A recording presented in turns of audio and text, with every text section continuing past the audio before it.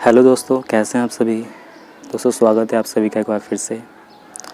हम देख रहे हैं उपनिषद में अब तक हमने 15 मंत्रों को देख लिया था एंड आज के इस वीडियो में हम देखने वाले हैं उपनिषद सीरीज का 16वां मंत्र।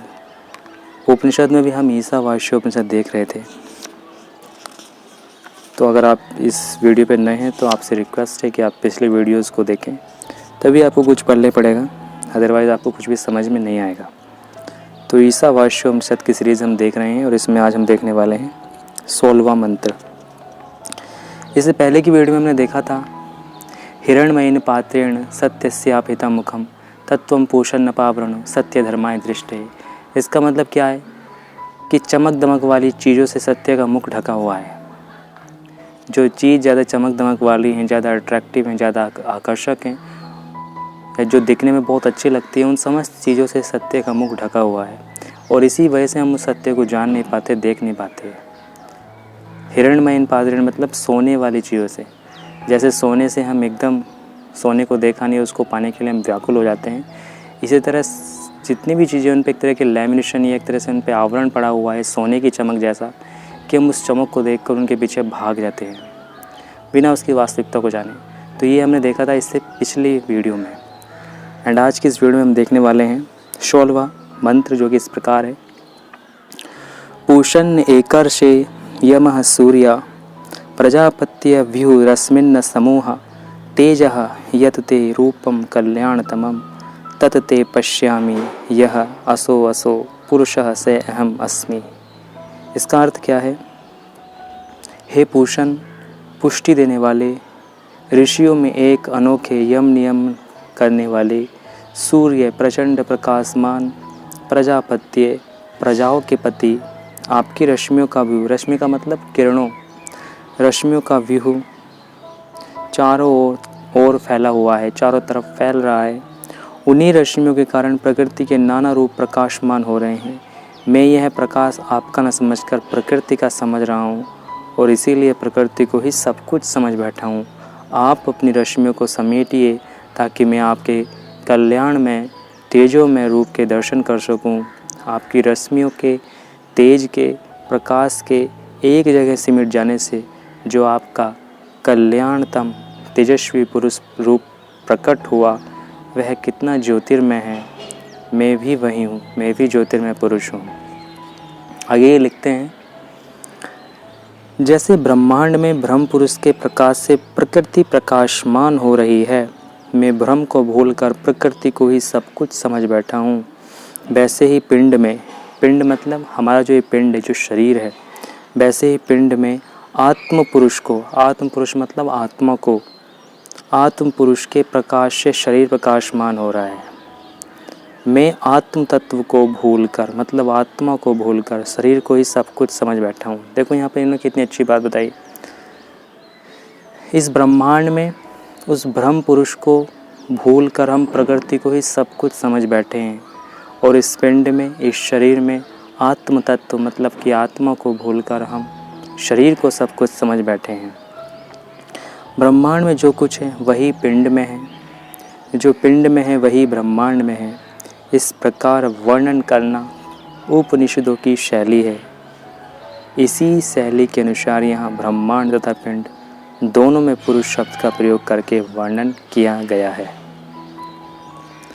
देखो ये तो था हमारा 16वां मंत्र। इसमें क्या बोला? एक है ब्रह्मांड।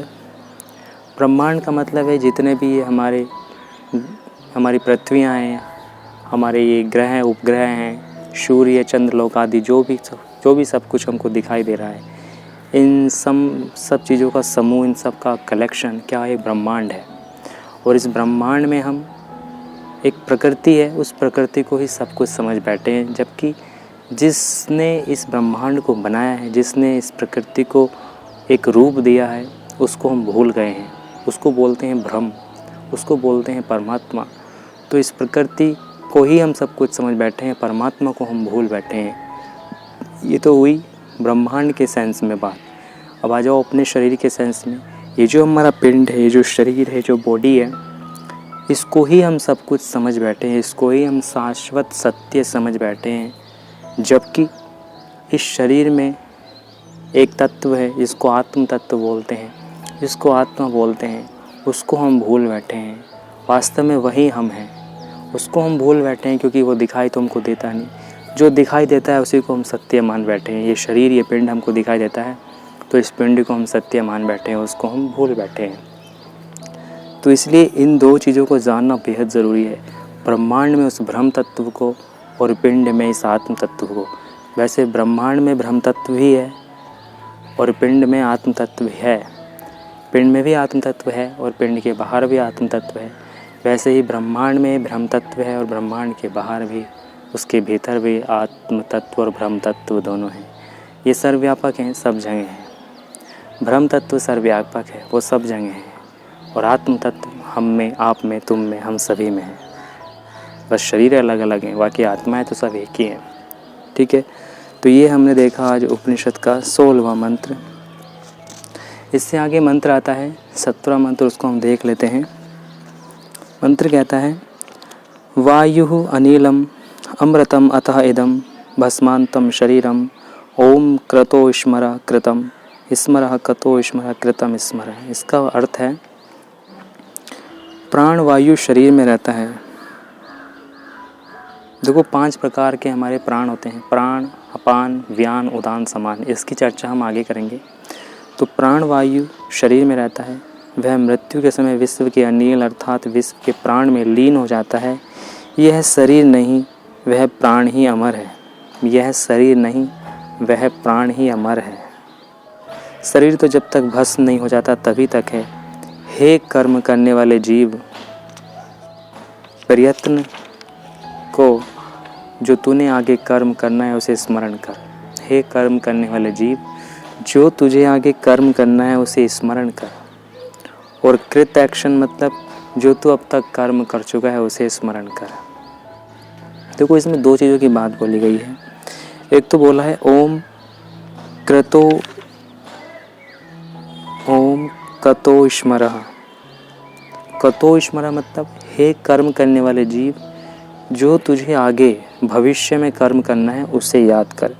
दूसरा बोला है ओम कृतम स्मरः। हे कर्म करने वाले जीव, जो तू कर्म कर चुका है पास्ट में उसे याद कर। मतलब जो तुझे आगे कर्म करना है, आगामी कर्म करना है, फ्यूचर एक्शन करना है उसको याद कर।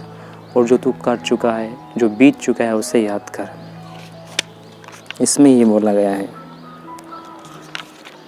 इसके बाद एक लास्ट मंत्र रह जाएगा ईशावास्योपनिषद का, जिसको हम देखेंगे फिर किसी अलग वीडियो में। तब तक के लिए आप बने रहिएगा मेरे साथ। मैं मिलूँगा आपसे अगले वीडियो में। तब तक के लिए take care of yourself. Thank you so much for watching me. Have a good day. ओम नमः शिवाय।